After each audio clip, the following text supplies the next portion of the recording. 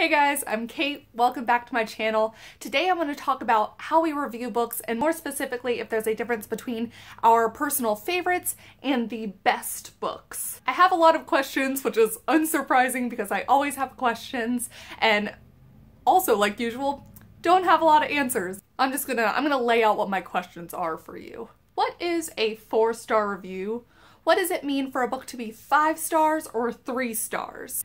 Is a 4-star book different across different genres? Is a star rating like on Goodreads actually indicative of how good a book is? Can our personal favorite books be something we consider only 4 stars worthy? And can we think that a book is a 5-star book but we don't like it? So basically I'm wondering where the concept of personal taste wraps into how we designate if a book is good or not. There were 3 instances recently that really got me thinking about this.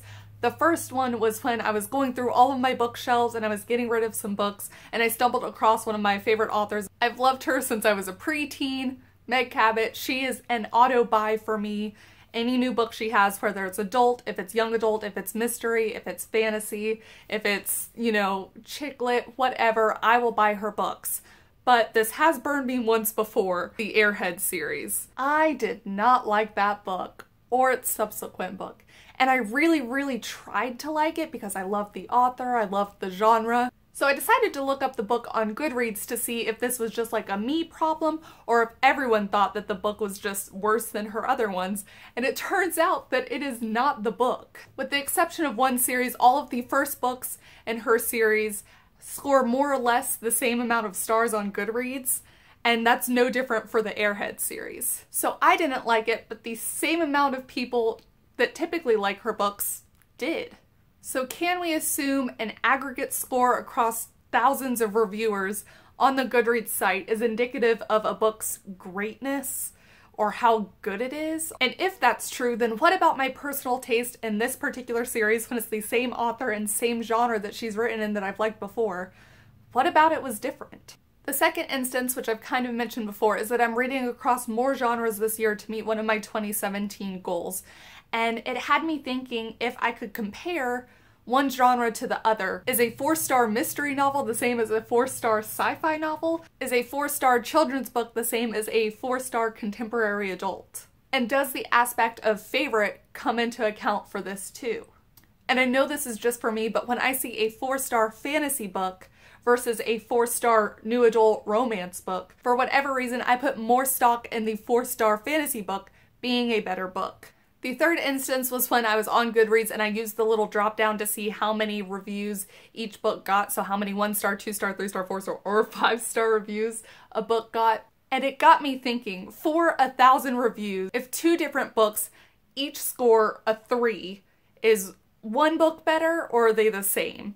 So this book has 1,000 reviews, but they're split. 500 are 5-star reviews, 500 are 1-star reviews. And then this book over here also has 1,000 reviews, also scores a 3, but all of its reviews are 3s.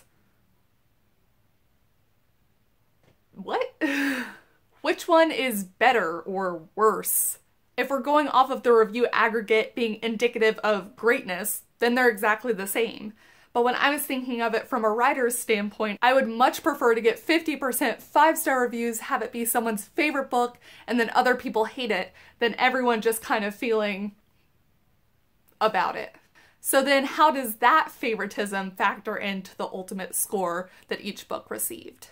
Maybe there is no right answer to any of these questions. Maybe I just need to be more wary of what the score indicates and use the actual reviews that people submit and what they say about each book instead of the number. I'm very curious what you have to say, so please comment down below if you have reviewed books or if you have kind of your own system for what makes a book a 4-star versus a 5-star, and I would be super excited and interested to hear about that. I don't really know how to end this because it was just like a ramble and a whole bunch of questions, but thank you so much for watching.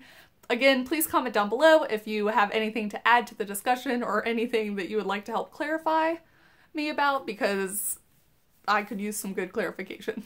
Thank you so much for watching. Until next time, bye.